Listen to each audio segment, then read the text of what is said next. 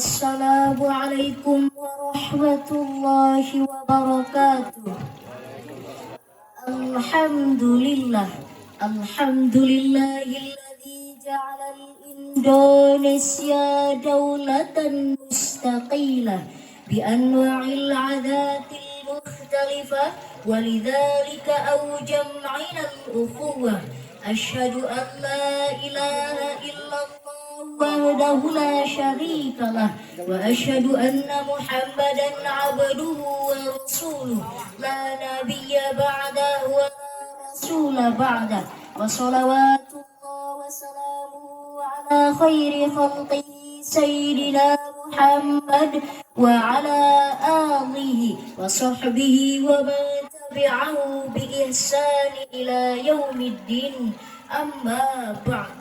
Yang terhormat Al-Mukarram wal Mu'adzam selaku pemimpin Pondok Pesantren Ar-Ribatiyah Nurul Hidayah Pasir Girang beserta segenap keluarga besarnya, dengan harapan semoga tambah usia, tambah karamah, tambah usia, tambah istiqamah.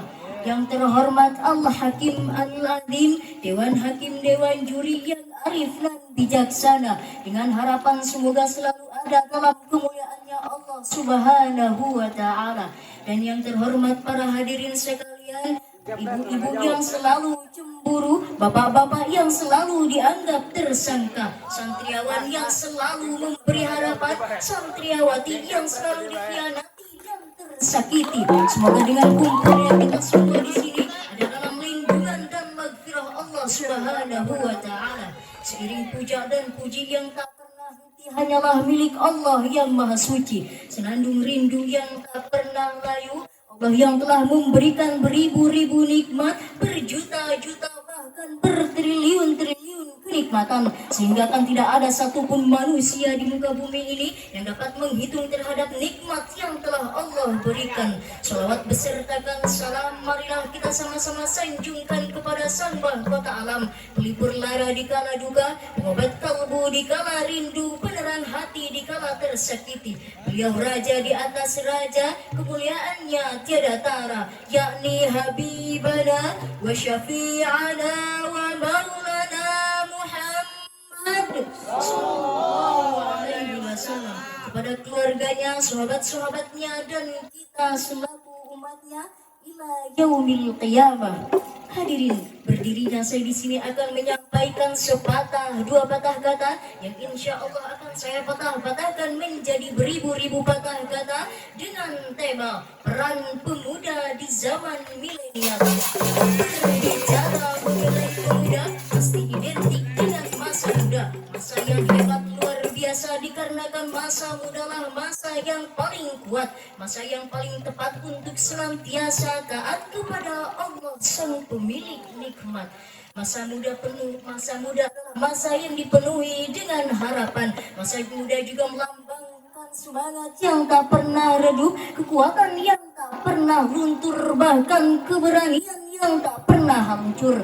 Hal ini seirama dengan salah seorang ulama tafsir Quran, Syekh Abu Fida Ismail bin Kathir. Beliau menyatakan dalam kitab tafsirnya, Syaban wa huwa quwwatu ba'da dha'f, bahwasannya masa muda merupakan masa yang penuh dengan kekuatan setelah sebelumnya berada pada masa kelemahan, sehingga pantaslah sang proklamator kita Bung Karno mengatakan, berikan kepadaku 10 orang pemuda, niscaya akan kugoncangkan dunia. Karena dengan pemuda kita bisa menguasai dunia, dengan pemudalah negeri ini bisa menjadi negeri yang baldatun thayyibatun wa rabbun ghafur. Hadirin, marilah kita tarik ke belakang dan kita lihat pada zaman 90-an, di mana pada zaman ini pemuda memiliki semangat tinggi dan berapi-api, sehingga pemuda dianggap sebagai pelopor pembangunan bangsa, sehingga pemuda dianggap pemersatu bangsa lewat Sumpah Pemuda Indonesia.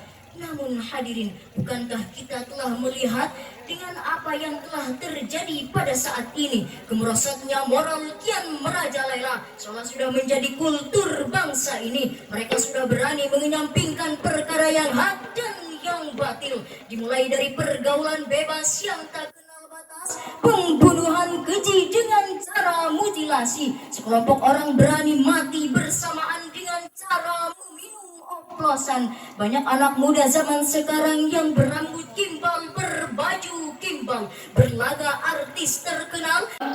Subhanul Yaum Rijalul Ghad. The young of today are the leader of tomorrow. Pemuda hari ini adalah pemimpin di masa yang akan datang. Hadirin, Allah berfirman dalam Al-Quran surah An-Nisa ayat 9. A'udzu billahi minasyaitonir rajim. Bismillahirrahmanirrahim.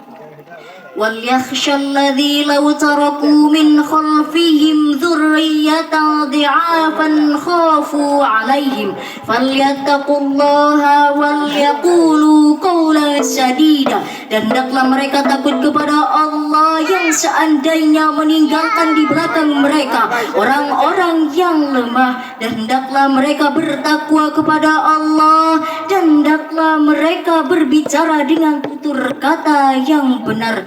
Jika kita kaji ayat ini lebih dalam, ayat di atas diawali dengan kalimat wal yakhsha secara semantik, al wawul atifati wal lamul amri, yakhsha fi'lul mudhari'i majzumun bila istimbatna. Wal yakhsha merupakan sekat amr, kaidah menyatakan al aslu bil amri lil wujub, pada dasarnya suatu perintah menunjukkan kewajiban. Hadirin rahimakumullah, kita sebagai pemuda dan pemudi penerus bangsa dan agama harus memiliki semangat juang yang tinggi dan tanggung jawab yang penuh.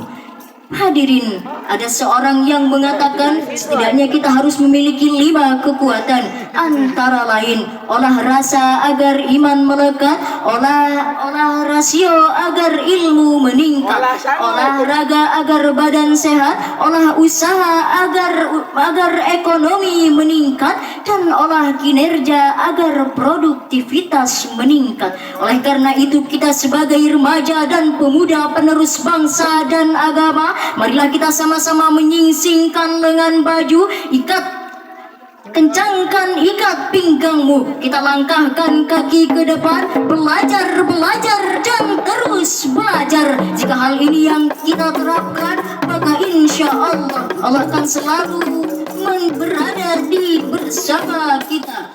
Hadirin rahimakumullah, Allah berfirman dalam Al-Quran surah Al-Mujadalah ayat 11, yarfa'illahu alladhina amanu minkum walladhina amanu utul ilma darajat.